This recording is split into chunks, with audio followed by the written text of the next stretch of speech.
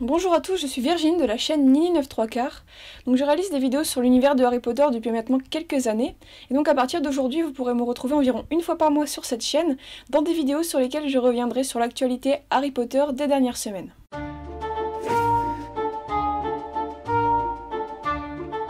Et ces dernières semaines, entre les animaux fantastiques, les nouveautés au studio, quelques bonnes nouvelles pour la pièce de théâtre Harry Potter et l'enfant maudit, l'actualité a été très riche.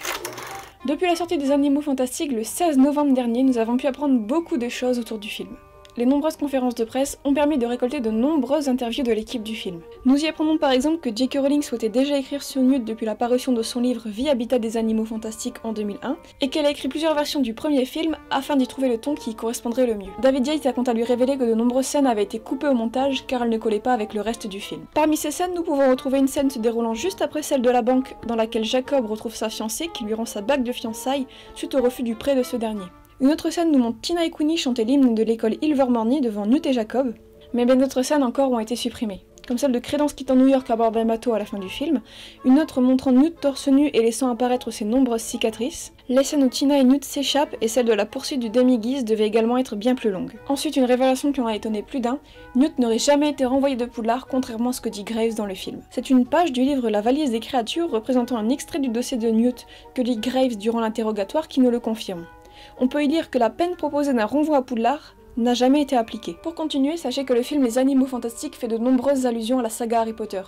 Et ce sont ces petites allusions, plus que subtiles, que les fans de la saga se sont amusés à retrouver. La scène de la sucette volante nous rappelle bien entendu la scène de Préolard dans laquelle Neville se fait voler sa sucette par Harry sous sa cape d'invisibilité. L'affiche publicitaire pour le parfum Divine Magic fait quant à elle référence au panneau publicitaire que l'on peut voir dans le métro dans Le Prince de Sang-Mêlé.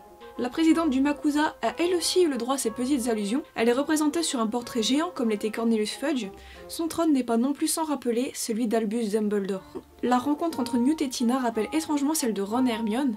Pour preuve, les dialogues sont très ressemblants. La scène de destruction de l'Obscurus est quant à elle assez similaire à la mort de Voldemort. En effet, dans les deux cas, elle se conclut par des lambeaux qui se dégagent du sorcier.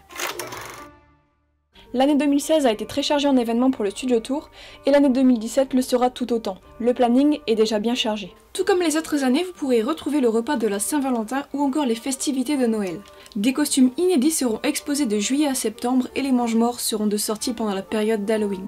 Mais l'année 2017 marque surtout les 15 ans de la sortie de Harry Potter et la Chambre des Secrets. Ainsi, du 4 février au 31 mars, les visiteurs pourront découvrir le processus de création de Dobby.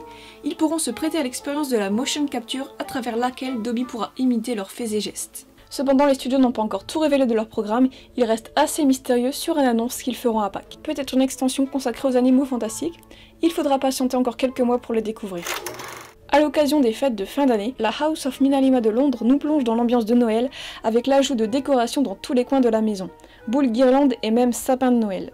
La House of Minalima a également ouvert une section dédiée aux animaux fantastiques dans laquelle on peut y découvrir des coupures de journaux, des affiches et même des accessoires du film. Tous les jeudis soirs jusqu'à Noël, le duo de graphistes était présent dans la maison afin de dédicacer le script des animaux fantastiques ou encore la valise des créatures dont ils ont designé les couvertures. Vous pouvez également obtenir ces livres dédicacés en les commandant sur leur site. L'exposition doit normalement fermer ses portes en février, mais il serait question d'une éventuelle prolongation. Pour rappel, une exposition est également présente à Paris jusqu'en mars 2017. Bonne nouvelle pour les fans d'outre-Atlantique. La pièce de théâtre Harry Potter and the Cursed Child sera bel et bien exportée à Broadway au printemps 2018. Cependant, la pièce ne quittera pas Londres pour autant. Nous savons déjà qu'elle sera proposée jusqu'en février 2018 puisque le 22 novembre dernier ont été mis en vente 60 000 nouveaux tickets pour des représentations ayant lieu du 13 décembre 2017 au 4 février 2018. Le 13 novembre dernier, le show a remporté le prix de la meilleure pièce lors de la cérémonie Evening Standard Award. Le prix a d'ailleurs été remis par Maggie Smith. Du 8 décembre au 8 janvier 2017 sera exposé au White Museum d'Édimbourg le premier tome de Harry Potter à l'école des sorciers annoté par J.K. Rowling. En 2013, ce livre avait rapporté 150 000 livres à l'association Lumos lors d'une vente aux enchères. Dans ce livre, nous y apprenons que l'emblème de Poufsouffle aurait été un ours si J.K. Rowling avait conservé son idée de base.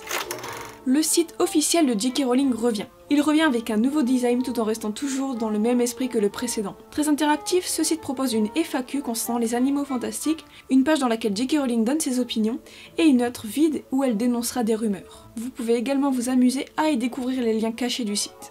Cette vidéo est maintenant terminée, donc pour plus de détails concernant chacun des points d'actualité que je viens d'aborder, je vous conseille d'aller jeter un coup d'œil sur le site de la Gazette du Sorcier en vous référant à tous les liens qui se trouvent dans la description. Donc voilà, merci d'avoir regardé cette vidéo et à très bientôt.